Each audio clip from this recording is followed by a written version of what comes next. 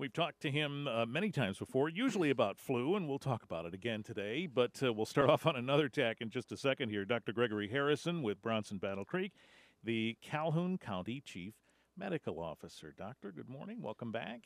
Good morning. How are you? Great. Boy, I don't mean to make light of it, but this whole bubonic plague story, I mean, we make jokes about the plague these days. Oh, I'm home with the plague. We really aren't. But it's one of those things that we feel comfortable enough that we're distanced enough from it that we can make jokes about it. And then all of a sudden, there's a Michigan lady confirmed with the plague. Turns out it's out there still. Well, plague has always been out there, but not in Michigan. That's the first case we've ever seen in Michigan. Yeah. However, you have to remember that plague originated in the United States in 1900 when it was brought over by ships from Asia. And it's been endemic or chronically present in low levels along the coast in California, Oregon, and the Four Corners, northern Arizona, northern New Mexico, Colorado, those areas. And Nevada. And so, you can see it. And there's usually about 7 cases per year reported. This year there's been 14. There's been uptick in number of cases. Usually after a wet winter followed by a cool summer, it's usually found in rodents, naturally occurring rodents like prairie dogs and ground squirrels, and it's passed among them. Well, hence the location that you referred to. And that's where that woman traveled. She traveled there. And humans can get incidentally exposed, accidentally, either by, hiking or living in cabins where they're infested with rodents, and the fleas of the rodent might incidentally bite the human and transmit infection that way. So it takes a certain kind of circumstance for that to happen, but obviously it does. Yes, you don't pick this up on a toilet seat. Yeah. You got to be in the right place at the right time. And then, if you get bit, as this woman did, she didn't have severe illness. You get these painful swelling of lymph nodes. If you're bit in the extremity, typically that's where you're bit. The lymph drains to these lymph nodes in the groin area.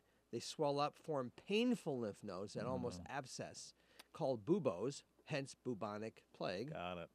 And that's the most common form. However, if your cats get sick with this, cats eat these rodents out there, so humans can get a form of pneumonic or pneumonia plague because the cat's cough, droplets are inhaled by the human that owns the cat, hence pneumonia. Or you can get just plain old septic shock from this stuff. Oh boy! But it's very treatable. I mean, fluoroquinolones, doxycycline can treat this infection. Just have to recognize it and know where you've been. So it's a very unique geographic infection, not found in Michigan. So it's kind of an interesting footnote, but it's not something we have to be worried about around here. And so this lady from Michigan happened to be in the right place at the right time, was bitten, etc., but she doesn't come back to Michigan and spread it to everybody around. No. Human-to-human transmission is not how this goes. I mean, in theory, if you had pneumonic plague, but in reality, it's spread by the flea or these domestic animals. And, it's a different form. The pneumonic plague is different, and that's where the person has pneumonia, coughing up this stuff. But this is not really an issue in terms of human to human. We certainly don't expect to see it, nor are we concerned by that. All right. We're talking with Dr. Gregory Harrington. We'll talk more about the plague in a moment and about how we're perceiving the influenza season to be shaping up. It is not all that far away. We'll get to that coming up on WBCK. WBCK, Dr. Gregory Harrington is here, Calhoun County Chief Medical Officer. We've been talking about the plague, which sounds so ominous, but as you've pointed out, it's out there. We take care of it, and it just moves right along. Again, in southwest United States along the coast, you can see sporadic cases. There's an average of 7 cases per year.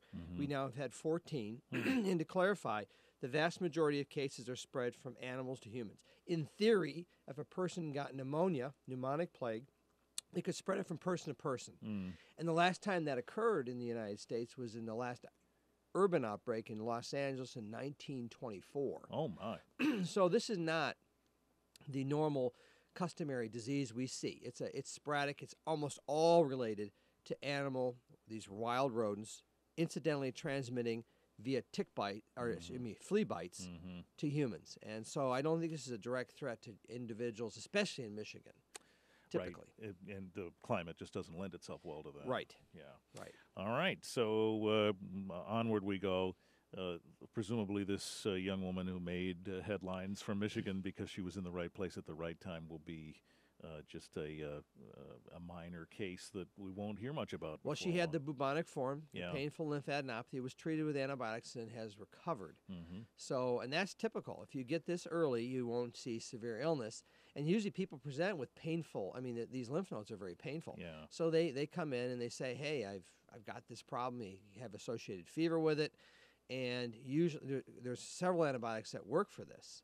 This is not the dark ages where we had plague running around in very squalid, poor conditions. Right. It's a very different time. Yeah. All right. Well, that's good news. Can we be as optimistic about the flu this year? Well, I think we'll be better equipped to handle it now that we have the vaccine available with the adjustment in that strain of influenza A that appeared last September.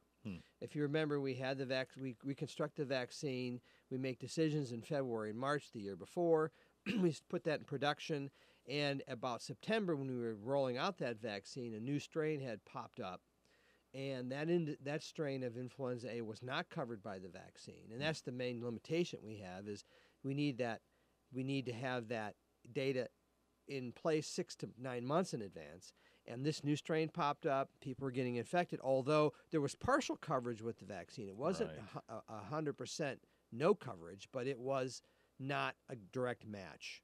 This year, that strain's in the vaccine, and we don't have any new strains percolating that we're detecting. So I think we should have a better coverage with the vaccine this year. Okay. What are the chances we'll get a new strain that we don't have? Well, if I could tell you that, you would be talking to me at the Firekeepers Casino, because I'd be using that clairvoyance to make some money. We'd be hanging out with you, probably. And I'd be making all kinds of great predictions. If I could do that, I'm telling you, there's a Nobel Prize somewhere in that mix. But nobody can do that. I was going to say, we have confidence in you.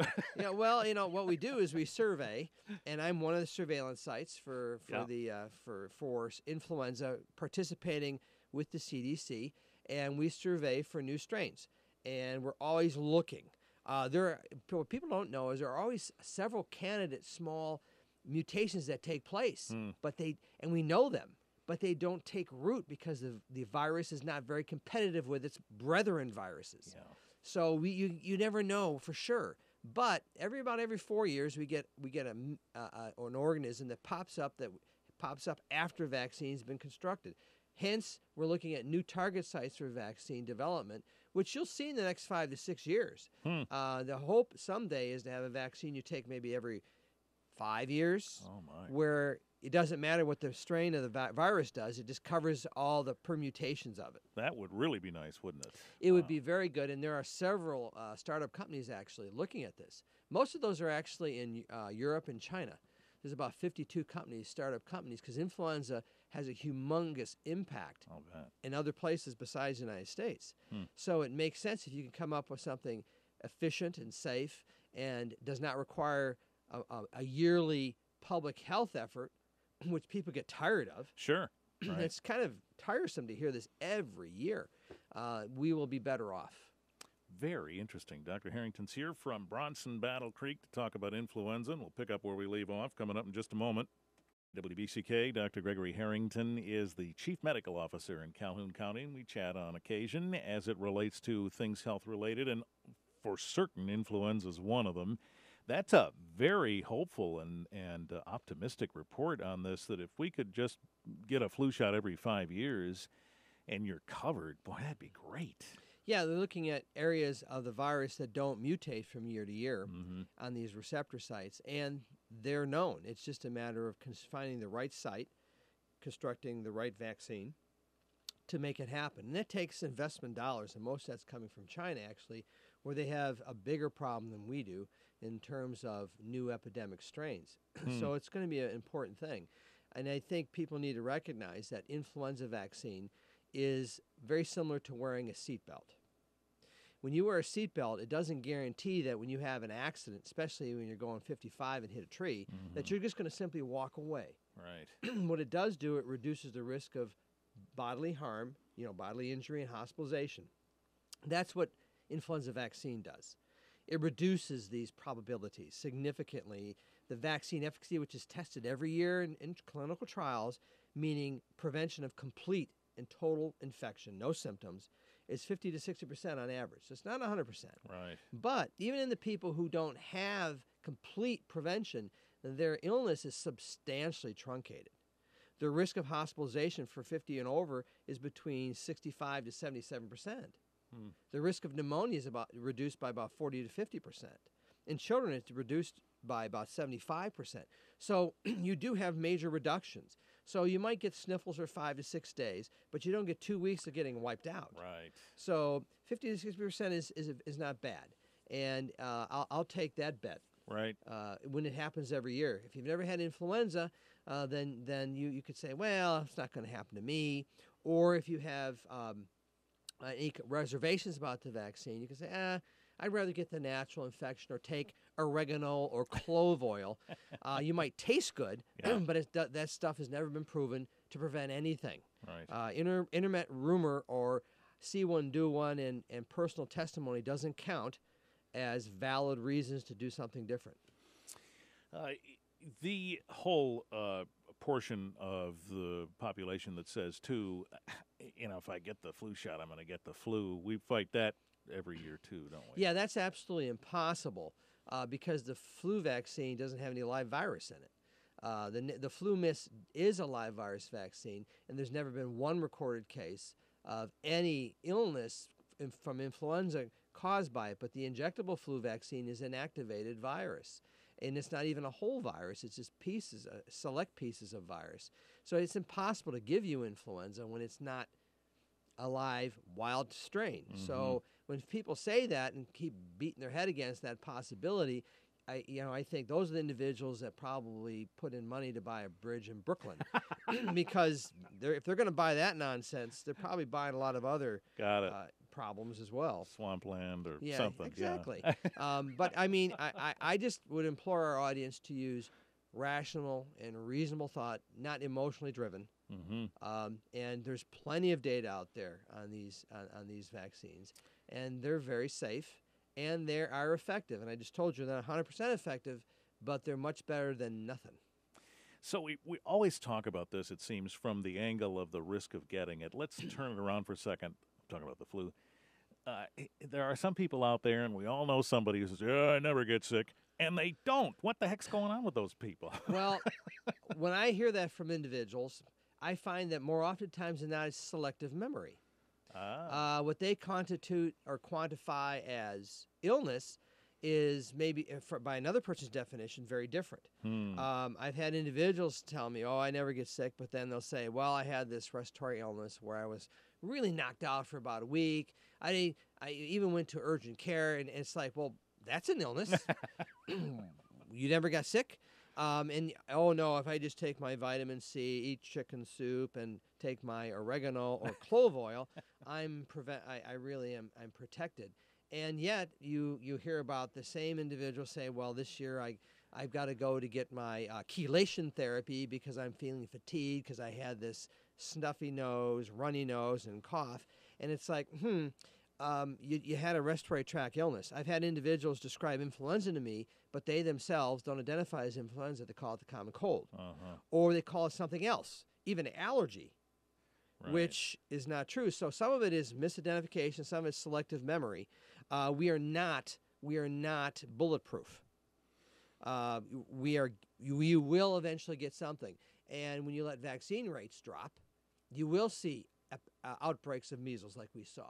And eventually children will get sick and some of them will die. So like with influenza vaccine and other vaccines, the most important thing we've ever done in medicine, the most major impact we've ever had in human health was the development of vaccines. They are the most successful thing we have ever done in the history of medicine. There isn't anything that comes close, like dropping vaccine-preventable illness by over 99%. Nothing comes close to that. Right. So I think impressive. that the wave of naturalism, I'll take as I said, these herbal remedies and wear my Birkenstocks and blah, blah, blah, that's not going to prevent vaccine preventable illness. And we've had these waves before in our history of this country, and eventually we're going to see problems. With regard to influenza, we'll see more cases of influenza, and we'll have more people getting ill and some people dying from it. All right. Well, we'll stay in touch as we get closer to the season and more of us start to experience it, or at least the flu shot availability becomes more and more prevalent, and we'll talk more about it then. Dr. Gregory Harrington is the Chief Medical Officer, Calhoun County. Thank you. You're welcome. Talk to you soon.